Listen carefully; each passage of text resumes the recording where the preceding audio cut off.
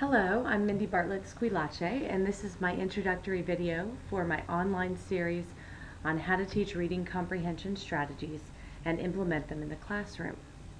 I'm offering this training course throughout the summer to any interested teachers, staff, and parents. First, let me tell you a little bit about myself and my credentials.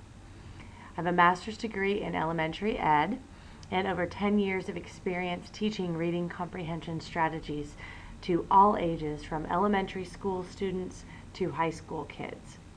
And I have taught all types of learners.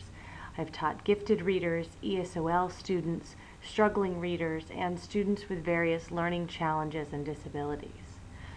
My overarching goal of this course is to help teachers, staff, and parents help kids become confident readers with a complete understanding of how good readers tackle any and all text. There are a number of strategies that good readers use when reading. Many readers use these strategies without even realizing that they are, but by explicitly teaching what these strategies are and how to use them, we can help kids become better readers, which can lead to discovering the joy of reading. This video provides an overview of those strategies, and at the end I will show you what the rest of the course will offer. If you are interested in learning more about my extensive online training course, you can visit my website at www.mindysbookworms.org. That is where I have all of the details, and you can also register there.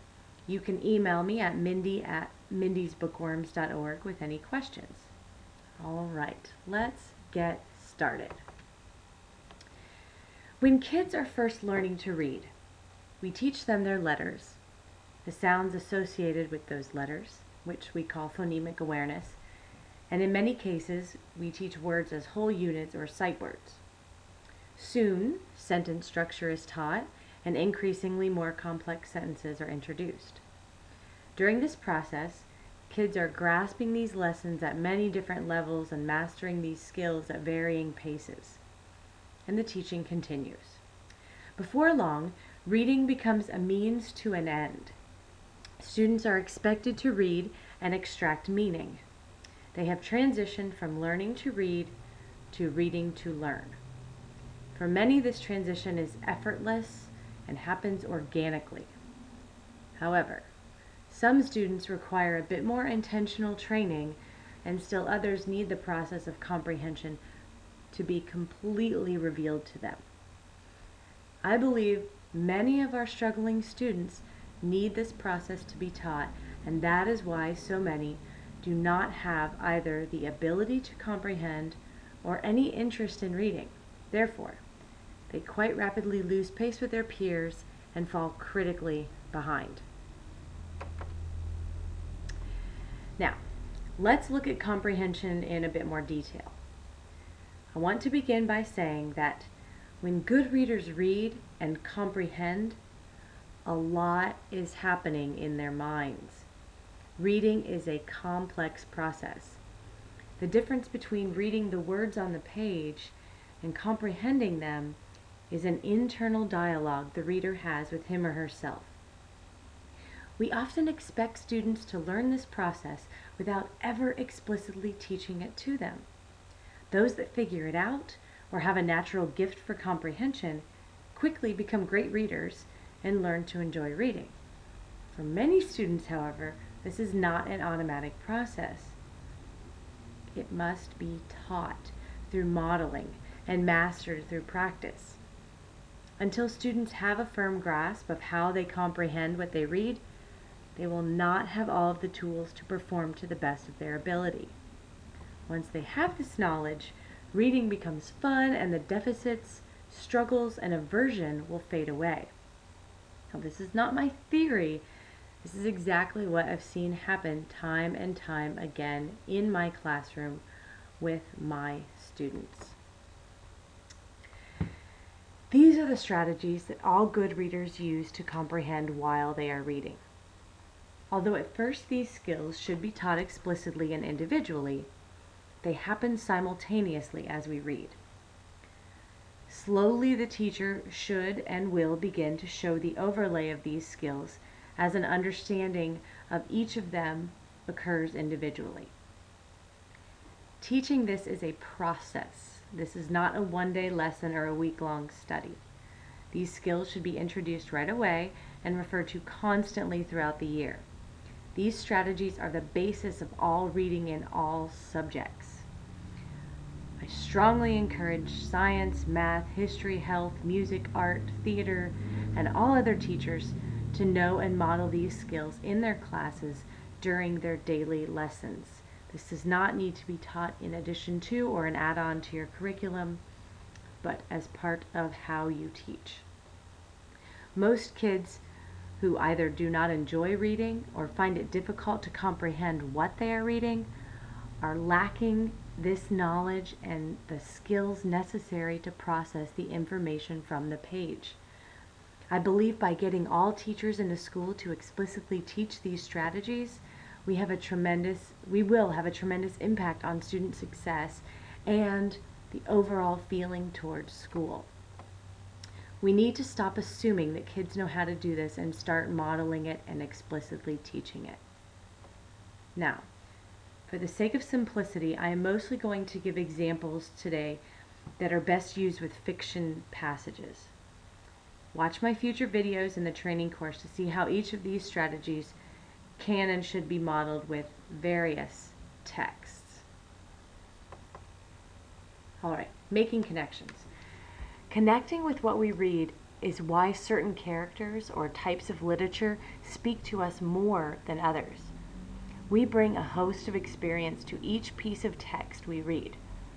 Some events are so familiar we feel they were written just for us. Some characters seem to be based off of someone we know. Some books become so real it's hard to remember the characters aren't real and the events aren't happening to us. As humans, we connect with our world and the people in it. That is how we find our place. A good book can transform us into an alternate world and help us connect within that world. When a character or an event comes alive, we have found that love of literature. One of the best ways to help your students experience this is to introduce them to literature with which they can connect. In future videos, I will go through that process with you. Asking questions. By questioning why things happen, why characters behave in certain ways, we are active participants in the reading process. It is our questioning that keeps us intrigued and committed to the text. Visualizing. Often when we see a movie based on a book we have read, the characters seem not quite what we imagined. That is because we first saw the movie in our mind's eye as we read. The book is almost always better than the movie. Good writers and authors use lots of detail, which helps make that happen. Help your students learn how to create that movie in their mind. Like detectives, readers must collect the clues the author gives them. When we watch a movie, a television show, or interact with our real-world environment, we are constantly collecting information and labeling that information. Our brains take in stimuli and use past experience to determine how to evaluate the information. That is why two people experiencing the same situation evaluate it in two very different ways. When we approach any reading, we do so with a body of knowledge and experiences all our own. The inferences we make based on our interpretation of the events can then be used to make predictions as to what will happen next. Predicting what will happen next is one of the best parts of watching a thriller on TV. Trying to figure out which way the plot will take us keeps us glued to our seats and eager to stay tuned. The same can be said about a great mystery book or piece of award-winning fiction. History texts are also filled with opportunities to predict the outcome of behaviors. By predicting as we read, we remain engaged and are invested in the story. Good readers are constantly predicting, evaluating those predictions, and making new predictions as new information is gathered. Predicting is not about being right, but about comprehending well enough to understand the different ways a piece of text may go.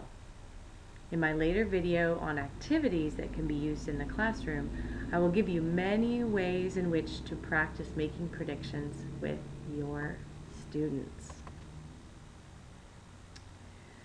Lastly, all readers experience confusion as they read. Let me say that again. All readers experience confusion as they read. Whether one forgets who a character is, why an action was taken, or the meaning of what they have just read. Good readers recognize this and go back to clear up the confusion using the strategies they have learned.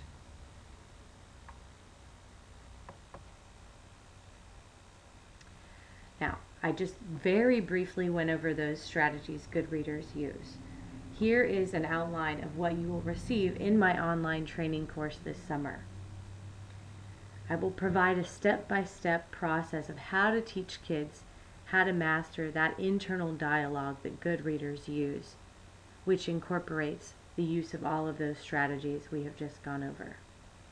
I have created a 12-part video training course that will go through all of the teaching components. For 12 weeks, you will receive a weekly video and daily emails providing you with all of the tools you need to immediately implement the teaching of these strategies in your classroom. You will learn how to model all of the strategies good readers use. Create a learning environment in which all students feel comfortable and empowered. Assess your students' comprehension and show them how to assess their own comprehension. All of these strategies will become a part of your everyday teaching, not another lesson to add on. You will learn how to create choice for your students and model the strategies using a variety of genres.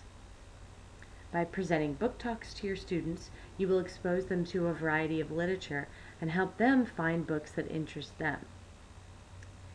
In-class reading time can be tailored to meet the needs of your curriculum and your students. You will also learn how to make meaningful lessons that enhance the readings and are authentic and fun.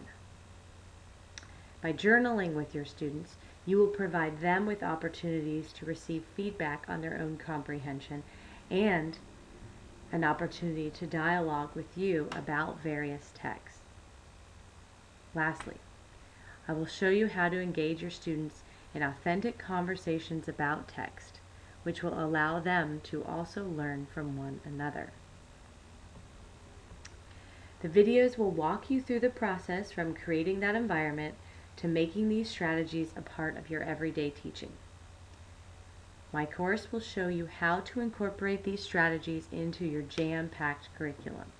These strategies are not taught in addition to your other lessons, but are used within your lessons to enhance them and help kids become better at comprehending and thus better at reading to learn. Thank you for taking the time to watch this video.